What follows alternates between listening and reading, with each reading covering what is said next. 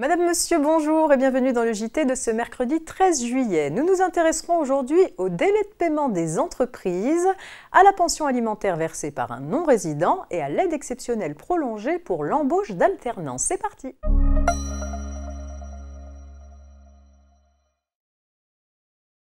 Le rapport de l'Observatoire des délais de paiement indique pour 2021 que les délais de paiement des entreprises n'ont pas encore retrouvé leur niveau d'avant la pandémie.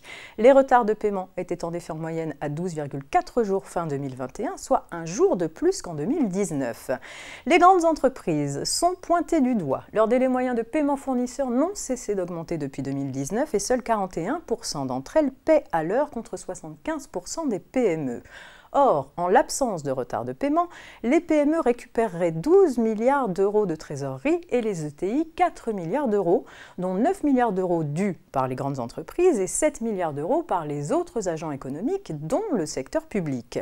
Il est donc essentiel que les grandes entreprises corrigent ces dysfonctionnements. En 2021, 1272 établissements ont été contrôlés par la Direction générale de la concurrence, de la consommation et de la répression des fraudes, la DGCCRF, dont 17 entreprises publiques et 610 entreprises bénéficiaires d'un prêt garanti par l'État ou PGE.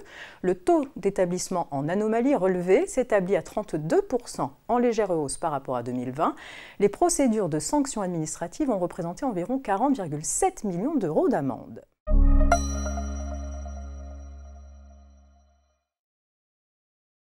Une pension alimentaire réglée par un particulier n'est en principe imposable dans les mains de celui qui la reçoit que si elle est déductible du revenu global de celui qui l'a versée. Or, en pratique, les contribuables non résidents ne peuvent pas, sauf exception, déduire une pension alimentaire versée à un particulier résident de France. Dans une telle situation, le bénéficiaire de la pension alimentaire doit-il tout de même la déclarer ? À l'occasion d'une question d'un député, le ministre de l'Économie a confirmé que la pension alimentaire est bien imposable et qu'elle doit être déclarée par son bénéficiaire, alors même que celui qui l'a versée n'en a pas demandé la déduction auprès de l'administration fiscale française ou dans son pays de résidence.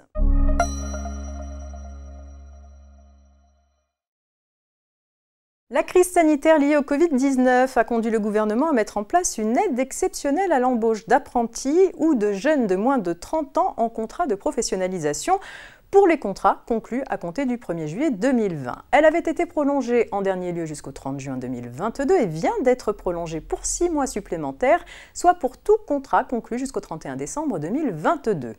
Ce dispositif permet aux employeurs, sous certaines conditions, de bénéficier pour la première année du contrat d'une aide de 5 000 € maximum pour un apprenti ou un salarié en contrat de professionnalisation de moins de 18 ans et de 8 000 € maximum pour un apprenti ou un salarié en contrat de professionnalisation d'au moins 18 ans.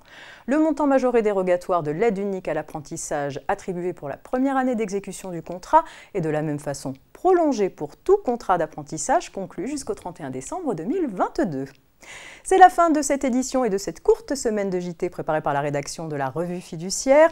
Pour cause de pont du 14 juillet, je vous donne donc rendez-vous lundi prochain, le 18 juillet. Très belle fête nationale à toutes et à tous.